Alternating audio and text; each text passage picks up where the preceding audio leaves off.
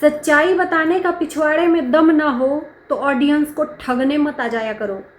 तुम्हारे एक स्टेटमेंट से यहाँ पर जो ऑडियंस है तुम्हारे साथ चल पड़ती है, इसलिए कि तुम इमोशनल ब्लैकमेल करते हो ऑडियंस को कि तुम्हारे साथ हाय कितना बुरा हो गया, सामने वाले ने तुम्हारे साथ कितना गंदा कर दिया, और ये ऑडियंस तुम्हारे साथ चल पड़ती है और उसमें से कुछ रिएक्शन वाले भी चल पड़ते हैं। और जब लास्ट टाइम सच्चाई बताने की बारी आती है तो खसक लेते हो, समझौता एक्सप्रेस कर लेते हो। शर्म आनी चाहिए ऐसे लोगों को। और शायद दीवा जी ने भी एक कम्युनिटी डाली है जिसको मैंने पढ़ा कि जो एक दूसरे की कमियां जानते हैं ना वो पीछे हट सकते हैं समझौता करने से। यहाँ पे जब किसी से कोई कमज़ोरी अपनी शेयर आप नहीं करते हो ना तो आपको कोई डरने की ज़रूरत नहीं है। तो एक तरफ समझौता हो गया है, समझौता एक्सप्रेस के साथ आदमी चल पड़ा है, और दूसरी तरफ राशिद का भी वीडियो आया है। तो मैं राशिद के ही ऊपर ये वीडियो बना रही हूँ। नमस्कार, मैं काजल स्वागत करती हूँ आप सभी लोगों का रिएक्शन वीडियो में। समझौता एक्सप्रेस फट्टू फैमिली, इस फैमिली का हमेशा से आदत है कि जब तक इसको लगता नहीं है कि सामने वाले के पास इसका प्लस पॉइंट है तब तक ये सामने वाले को डराता है, धमकाता है। साम दाम दंड वेद सारा पूरा फैमिली एकजुट होके भेड़ियों के तरह जूझ पड़ता है। और जहां पर इसको लगता है कि मेरी तो कमजोरी उसके पास है, फट जाती है। एक रात पहले तक बैठकर लाइव में थुक चट्टा, तिल चट्टा, थाली का बैगन, इधर उधर। जब इंसान खुद का गिरवान में झांक कर देख ले कि उसी थाली का चट्टा बट्टा है तो दूसरे को नहीं बोलना चाहिए। असल मायने में थुक चट्टा कौन है, खुद अपने अंदर झांक कर देख लो। कितनी बार तुम लोगों ने थूक कर चाटा है, खुद के थूक को चाट कर, और फिर आ जाते हो बेशर्मी दिखाने इस ऑडियंस को, है ना। तो राशिद का एक वीडियो आया, अभी वीडियो आया। राशिद पहुंच गया है अंबाला। मैंने बोला ना कि जब सच्चाई बताने का दम ना हो पिछवाड़े में तो यहाँ पर ऑडियंस को ठगने मत आ जाओ। क्या ज़रूरत है ऑडियंस के सामने तुम्हें कम्युनिटी लगाने की? क्या ज़रूरत है ऑडियंस के सामने वीडियो डालने की? या तो तुम ये समझौता ऑफ कैमरा कर लो, और या तो अगर यहाँ पर कोई पॉइंट रख रहे हो तो उसको एंड तक करो। यहाँ पर ऑडियंस या रिएक्शन चैनल वाले आपको नहीं बोलने आते हैं कि भैया तुम्हारे साथ क्या हुआ है क्या नहीं हुआ, तुम अपना सोशल मीडिया पे रखो। तुम लोग अपनी चीज़ें खुद जिम्मेदार होते हो, यहाँ पर रखने वाले उसका जिम्मेदार तुम खुद होते हो। तुम अपनी स्वेच्छा से, स्वतंत्रता से उस पॉइंट को रखते हो, आधी अधूरी जानकारी लेकर चले आते हो। और फिर जनता जब उसकी सच्चाई जानना चाहती है तो जनता को बेवकूफ़ बना के, जनता को झूठा बना के, रिएक्शन चैनल वालों पे टिकरा फोड़ के भाग जाते हो। कुछ ऐसा ही राशिद का भी रहा आज। हाँ, आज पूरे दिन समझौता ही हुआ है। राशिद के साथ भी कुछ ऐसा ही हुआ है, क्योंकि अब इस फैमिली की फट गई है। पाप का घड़ा कहते हैं ना कि फूटता है, तो ये अब हो गया है इस फैमिली का। इसकी सच्चाई चारों तरफ से मुंह निकाल रही है आने को। कब तक बकरे की माँ खैर मनाएगी? कब तक बकरे की माँ खैर मनाएगी? एक न एक दिन कोई आएगा, भंडा फोड़ के चला जाएगा।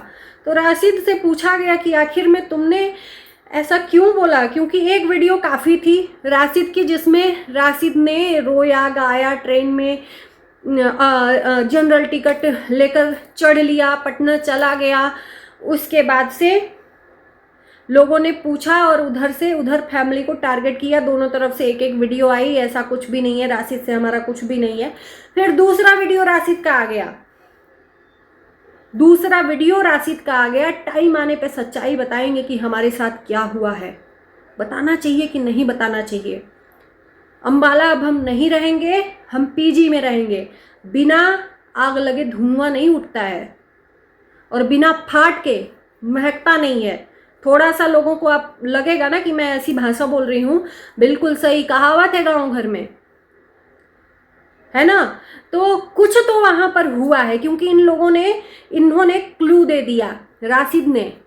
आखिर में क्या जरूरत है पीजी रहने की, इतने सालों तक रहकर, और लास्ट टाइम तुम पीजी में जाकर रह रहे हो। इन्होंने हिंट दे दिया कि वहां पे कुछ हुआ है, बताना समय आने पे बताएंगे, पता नहीं बताना चाहिए नहीं बताना चाहिए। उसके बाद से अंशु के यहाँ जाएंगे, क्या ले जाएंगे क्या नहीं ले जाएंगे, और उसके बाद से इनके बीच में क्या सेटलमेंट हुआ क्या नहीं हुआ। फिर से जनता ठगी गई। फिर से राशिद का आया आज वीडियो, जिसमें राशिद ने बोला कि वो मेरा बड़ा भाई है सामने वाला बंदा, और वो अगर हम कुछ करते हैं तो डांटने का भी अधिकार रहता है, कुछ होता है तो हम आपस में वो कर लेंगे, ये कर लेंगे। दुनिया भर का उस चीज़ को ढकने की कोशिश की राशिद ने, कि ऐसा लगा कि कुछ हुआ ही नहीं है, उधर से इधर से कुछ नहीं हुआ है। पीजी में रह रहा है अभी, और उसके बाद से इंटर्नशिप कहीं बाहर जाएगा करने। तो राशिद को भी यहाँ पर ब्लैकमेल करके चुप करा दिया गया है, या राशिद के पैर पे गिर के माफ़ी मांग ली गई है, क्योंकि इस फैमिली का अब गर्दा उड़ने वाला है। किधर किधर से आप चकती जोड़ोगे, किधर किधर से, अब फट चुका है। ओवर हो जाएगा तो चकती भी काम नहीं आएगा, कर लो जितनी मनमानी है। सोशल मीडिया पे एक राज्य बनाकर रखा हुआ है गंदगी फैलाने का, और जब इनकी गंदगी परोसी जाती है तो इनको लगती है मिर्ची। दुनिया की हर औरतों का इज्जत उछालने का ठेका इस फैमिली ने ले रखा है, और जब इस फैमिली की इज्जत उछली जाती है तो ये तुरंत माफीनामा मांगने लगते हैं। गरजने वाले बादल ना कभी बरसते नहीं है। लाइव करके लोगों को डराना धमकाना, ये करना वो करना, बाप बनना, हम कभी इस सेंसिटिव मैटर में बात ही नहीं करना चाहते, ये जो माँ न बनना या बच्चा नहीं हो रहा है। लेकिन इन लोगों ने लोगों की मुंह में उंगली डालकर लोगों से बुलवाने पे मजबूर कर दिया। जब ये 1% भी नहीं सोच रहे हैं किसी के बारे में, तो इनके बारे में क्या घंटा ये ऑडियंस सोचेगी, ये रिएक्शन वाले सोचेंगे। रिएक्शन वालों का बाप बनना चाह रहा है तो भैया रिएक्शन वाले तो बोलेंगे ना कि पहले खुद के बाप बन जाओ, खुद के बच्चे के। उधर माँ अपने ही बहू के बारे में रायता फैलाए पड़ी है रिएक्शन वालों से बात करके ऑफलाइन, और इसीलिए आज फट गई है और समझौता हो गया है। मैंने किसी का लाइव देखा जिस लाइव में बात हो रही थी, सेंसिटिव मैटर में बात हुआ है बहू के बारे में, क्या करती है क्या नहीं करती। अब मैं उस चीज का यहाँ पे शेयर नहीं करूंगी, जाकर देख लेना। जितने भी रिएक्शन चैनल हैं लाइव चलाकर बता रहे थे और ये धीरे धीरे ये सारे रिएक्शन वालों के पास बात आ चुकी है, समझौता होने के बाद भी। एक बात जान लीजिए, मैंने बोला ना बकरी की माँ कब तक खैर मनाएगी। मुंह से निकली हुई बात आप ये सोच लो कि ये बात सिर्फ जिसके साथ निकाली है वो उस तक रह जाए, तो ये पॉसिबल है, इम्पॉसिबल है, सॉरी। वो बात सर्कुलेट होते होते जगह जगह चली जाती है। खासकर औरतों में ये कमियां हैं। औरतों की कमजोरी है, कान में कुछ डालोगे ना, वो जब तक 10 लोगों से बताएगी नहीं उसके पेट में दर्द होगा। हम भी औरत हैं, कुछ लोगों को लगेगा ना हम भी औरत हैं, और शायद इसीलिए हम अपना रिएक्शन स्वतंत्र देते हैं कि भैया ना काहू से दोस्ती ना काहू से बैर, स्वतंत्र रिएक्शन दोगे। अच्छा अगर दिख रहा है तो आप अप्रिशिएट करो, गलत दिख रहा है तो उसके लिए आप खड़े हो, हावी हो। किसी से भी पर्सनल कांटेक्ट मत करो कि कोई आपकी कमजोरी को जाने और किसी की कमजोरी को आप जानो, या आपके ऊपर ये एलिगेशन लगे कि पर्सनल बात करके हम रिएक्शन देते हैं।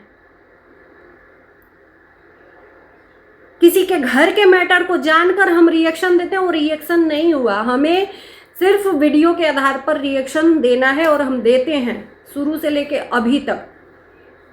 और शायद जहां पर झुंड हो जाता है हर चीज का बात का खाल निकालने वाला, वहां पे मैं हट जाती हूँ सिर्फ और सिर्फ। और इसीलिए शायद एक ही ब्लॉगर के ऊपर नहीं, मेरे चैनल पे जाकर देख लीजिएगा, अलग अलग ब्लॉगर के ऊपर मैं रिएक्शन देती रहती हूँ, किसी के एक के ऊपर मैं चिपकी नहीं रहती हूँ। मैं अपने कंटेंट चेंज करती रहती हूँ, क्योंकि ऑडियंस यहाँ पर बहुत तरह की है, किसी को कोई ब्लॉगर दिखता है तो किसी को कोई ब्लॉगर दिखता है।